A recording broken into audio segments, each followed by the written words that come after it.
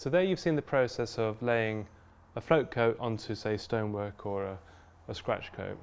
The mix is really quite, even though it's not too stiff, it's quite hard to lay on, so you know, you've got to really put your shoulder behind it.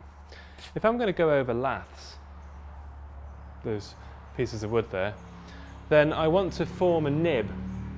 So I want the plaster to fall through the gaps and just to hang, because I've got the hair there to hold it together.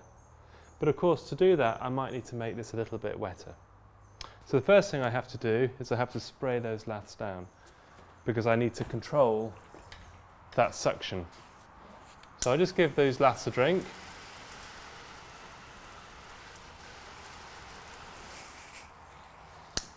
I'll let the water just suck in a little bit.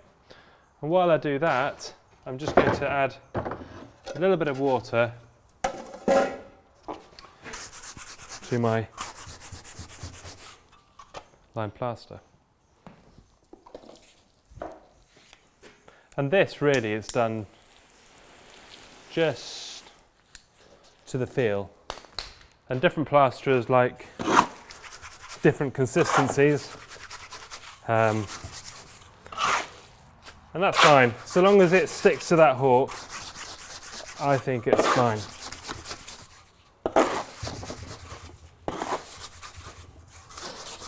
This process is called knocking up.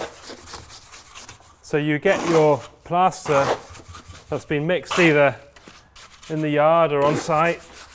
Sometimes, well, more often now, today, this material, you wouldn't mix it yourself, it would come ready mixed. So it might come in a small bag, 25 kilo or a ton bag, ready mixed, ready to go. So all I would have to do in this case is cut the bag open, put it on the spot board and knock it up to the consistency that I want to work with it.